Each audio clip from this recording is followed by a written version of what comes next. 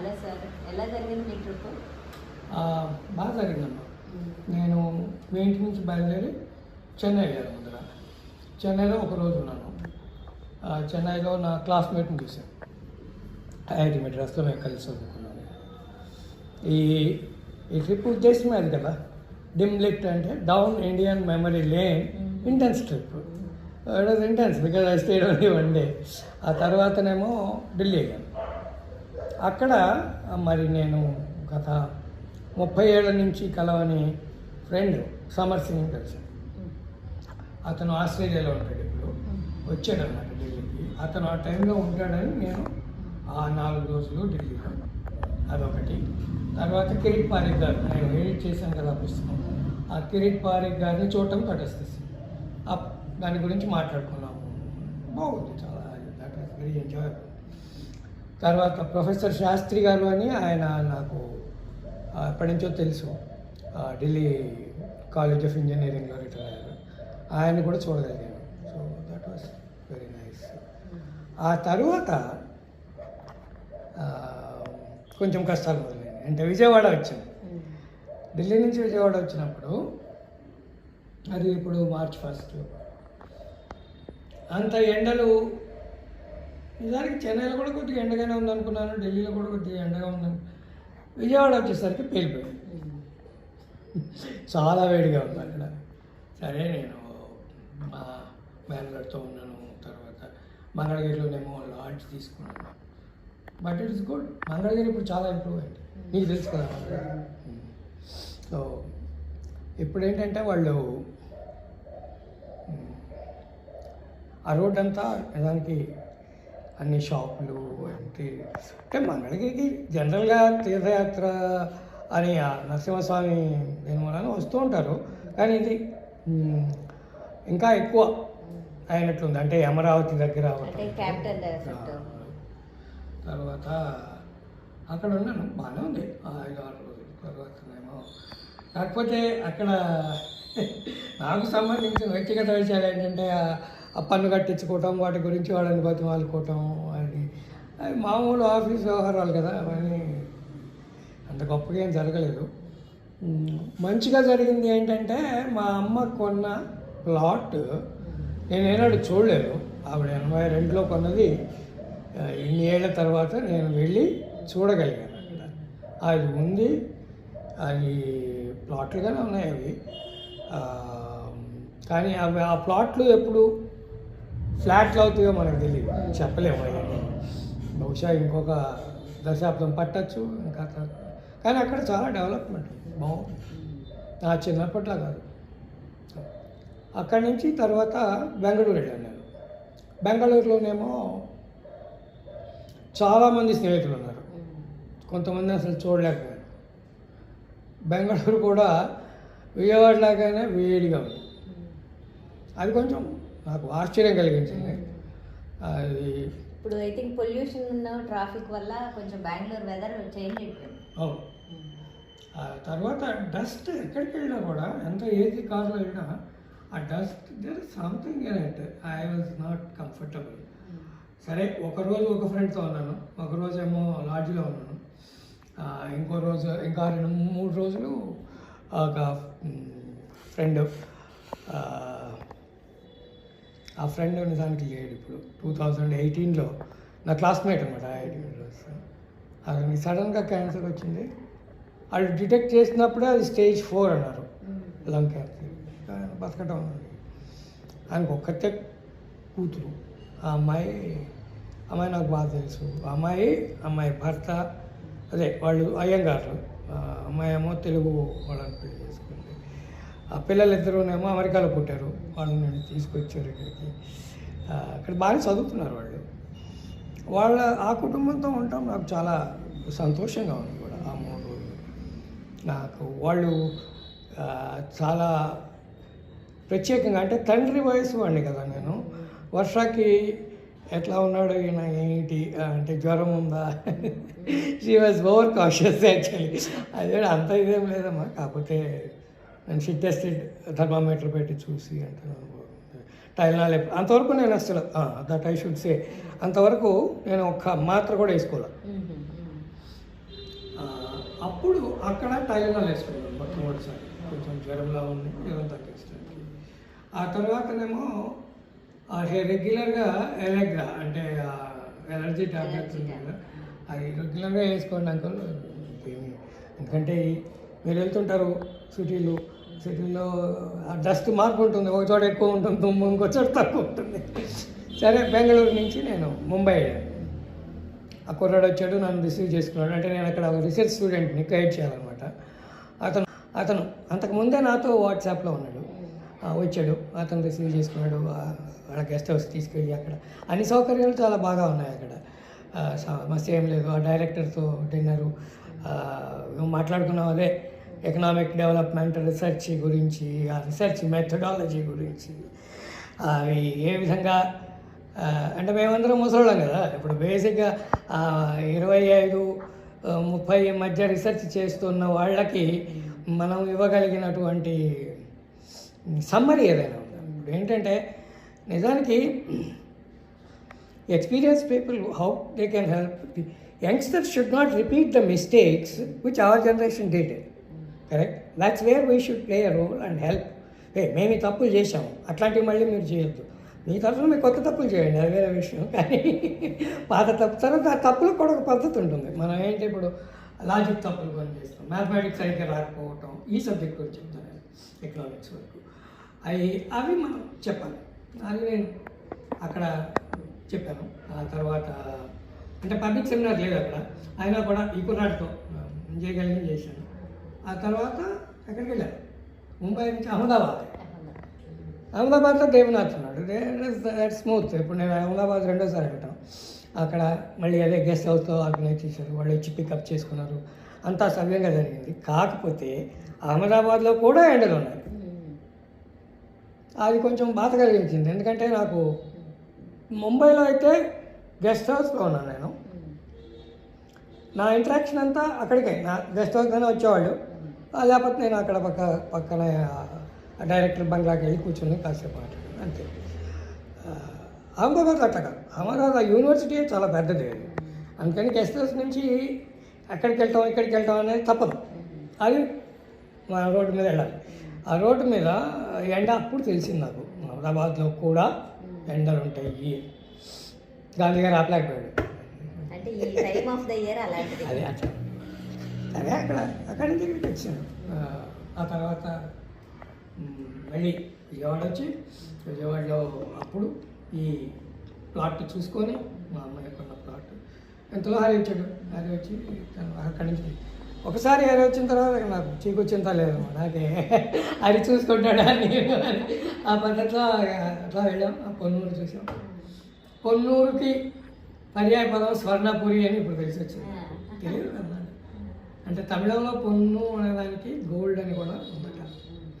అదే very nice. నేనేనాడు ఆ పొన్నూరుకి ఒక్కసారి అది వరకు వెళ్ళాను. అది కట్టం మొదలెట్టాను, అది 2012, అంటే 13 ఏళ్ళ తర్వాత వెళ్తున్నాను కదా. ఏం గుర్తులేదు నాకు. గుంటూరు కూడా చాలా మారిపోయింది.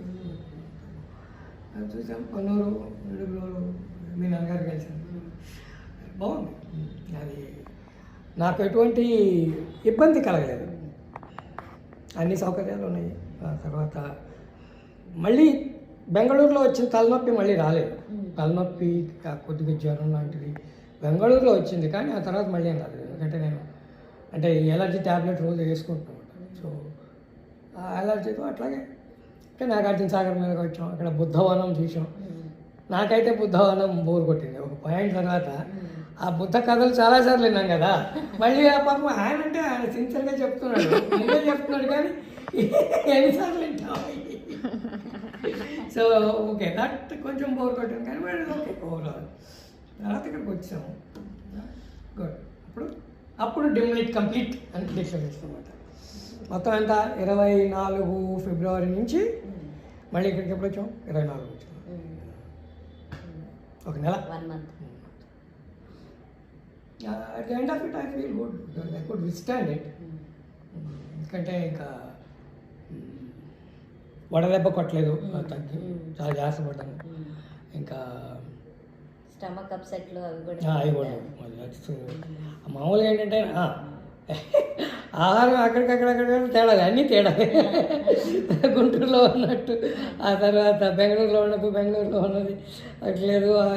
అంటే నేను తక్కువ తిన్నాను ఒకటేను. తర్వాతనేమో అది వాళ్ళ స్పెషాలిటీ అనేది ఎంత గొప్ప అయినా కూడా నాకు నచ్చకపోతే తిన్నా. వాళ్ళు ఏమో వేస్తారమ్మా మసాలాలు, అవి మనకు అలవాటు ఉండదు. అది particularly Mumbai food, both times food was different. Can't say it's Ahmedabad was okay to, అంటే కుక్ని బట్టి ఉంటుంది అనుకుంటా, వాడికి బాగా ఉంది. That is important. Stomach upset లేకుండా ఇట్లాంటివి చేయగలగడం అనేది అది అదృష్టం. నేను కొంచెం వరీ అయ్యాను, అంటే ఎన్ని ఊర్లు వెళ్తున్నారు, కొంచెం స్టమక్ అప్సెట్ అవుతా అన్నట్టుగా కొంచెం. నేను అప్పటికి చాలా జాగ్రత్తతో ఆల్కాసైజర్ ఆ టాబ్లెట్స్ గట్రా తీసుకొని వెళ్ళాను. వాడాల్సిన అవసరం లేకపోయింది. అది అదృష్టం కాదు. నేను అన్ని ప్రికాషన్స్ తీసుకున్నాను. స్టమక్ హైపర్ ఎసిడిటీ వస్తే వాటికి అవి కూడా తీసుకున్నాను, కానీ ఎక్కువ వాడాల్సిన అవసరం లేదు. That use confidence. ఏ విషయం కొత్తగా అనిపించింది మీకు ఈ ట్రిప్లో, ఇండియాలో ఏదైనా కొత్తగా? నిజంగా అంతా కొత్తగానే కనపడింది. హైదరాబాద్ ఊహించరానంతగా పెరిగింది. బెంగళూరు కూడా, నేను బెంగళూరు ఇక్కడి అక్కడికి వెళ్తూ ఉంటే ఇంకా బెంగళూరు అయిపోయింది, చాలా వరకు డెవలప్ అయింది అనుకున్నాను. కానీ ఎక్కడ చూసినా కట్టడాలే కనపడుతున్నాయి మొత్తం. నేను ఈ చివరి నుంచి ఆ చివరికి వెళ్ళాను కదా, మార్తాహళ్ళి నుంచి శేషాద్రిపురం దాకా వెళ్ళాను ప్రతి చోట. But but of all that Bengaluru has its own charm. అంటే గుడ్, అంటే అప్పుడు పర్టికులర్గా వేడిగా ఉంది, కానీ ఆ తర్వాత మళ్ళీ కొంచెం వర్షాలు పడి బాగుందని చెప్పారు. అవి నేను ఊహించిన విషయాలు. నాకెందుకు మంగళగిరి ఇక్కడ కూడా ఎంత మార్పు ఉన్నది, ఎంత బాగా ఉంది. వాళ్ళ మా మేనల్ని చెప్తున్నా, all India institute of medical సైన్స్కి చాలా చోట్ల ఉన్నాయట branches, but that Mangalagiri thing is rated the best. That happy situation. అది వరకు అక్కడ టీబీ శానిటోరియం అని ఉండేది. ఆ టీబీ శానిటోరియంకి టీబీ చాలా తగ్గిపోయి పేషెంట్స్ రాకపోతే దాన్ని ఆ బిల్డింగ్ని దీనిగా కన్వర్ట్ చేశారు. చాలా క్యాంపస్ అది చాలా పెద్దగా ఉంది. ఎయిమ్స్ క్యాంపస్ చాలా బాగుంది. చాలా బాగుంది. చూసావు కదా? అంటే బయట నుండి చూసాను. డిస్కంఫర్ట్గా ఫీల్ అయిన విషయం అక్కడ బెంగళూరులో మొత్తం ఓవరాల్ ఈ ట్రిప్లో? బెంగళూరులోనే కొద్దిగా నేను it is actually my fault. ఎందుకంటే నేను మామూలుగా ఆటో తీసుకోను. ఆటో తీసుకుంటే ఏమవుతుందంటే ఆ లెవెల్ తక్కువ ఉంటుంది కదా, కానీ ఆ పక్కన లారీ వాడు వెళ్తుంటే అదంతా మనకి. ఆ రోజు ఎందుకో పర్వాలేదు ఇక్కడికే కదా అని చెప్పేసి ఆటో తీసుకున్నాం. వెళ్ళి వచ్చిన తర్వాత నాకు తలనొప్పి అయ్యి మొదలైంది. But it's okay, I got over it, right? That is. ఆ తర్వాత నేను ఎప్పుడు మళ్ళీ మహమ్మదాబాద్లో కొంచెం ఆటో తీసుకోవాల్సి వచ్చింది. ఎందుకంటే వాళ్ళకి ఇంకోటి ఏది లేకపోయింది అక్కడ, వేరేది లేకపోయింది. అందుకని అది తర్వాత ఏమో ఆ డిస్టెన్స్ తక్కువ, ట్యాక్సీ పిలవటానికేమో ఇట్స్ నాట్ వడ్రాడు అది అనమాట. అందుకని నేను గెస్ట్ హౌస్ నుంచి ఇక్కడికి ఆటోలో వెళ్ళాల్సి వచ్చింది. దానికి మూలాన కానీ తట్టుకున్నాను, కాబట్టి చెప్పుకోవాల్సిన అవసరం లేదు. హైదరాబాద్లో అయితే నేను వెంచర్ కూడా చేయలేదు. హైదరాబాద్లో అన్ని ఊబర్ ప్రీమియర్ ట్యాక్సీ తీసుకొని వెళ్తాయి, అంతకు మించి ఇంకేం లేదు. ఎంజాయబుల్గా ఏమనిపించింది మీకు ఈ ట్రిప్లో? మీరు ఎంజాయ్ చేసిన? నేను ఎంజాయ్ చేసిన all conversations with my friends were enjoyable, and that's the main point also కదా. డౌన్ ఇండియన్ మెమరీ లేనంటే బేసిక్గా ఆ వ్యక్తులతో నేను అప్పుడు అక్కడ గడిపాను. మళ్ళీ ఎన్నాళ్ళ తర్వాత 40 సంవత్సరాల తర్వాత 50 సంవత్సరాల తర్వాత కూడా వాళ్ళతో ఆనందంగా గడపగలిగాను. అది చాలా సంతోషం అనిపించింది నాకు. ప్రత్యేకంగా ఈ మాన్యుమెంట్స్ ఇవి వాటి మీద ఏం లేదు. ఢిల్లీలో అది చాలాసార్లు చూశాను కదా. బెంగళూరులో కూడా నేను మళ్ళీ గార్డెన్స్కి దానికి ఎక్కడికి వెళ్ళాను. మీరు పీపుల్ని కలవాలని, పీపుల్ ఓరియంటెడ్. ఆ కుటుంబాన్ని, ఆ నలుగురిని చూడటం నాకు చాలా సంతోషం కలిగించింది. శ్రీధర్, మా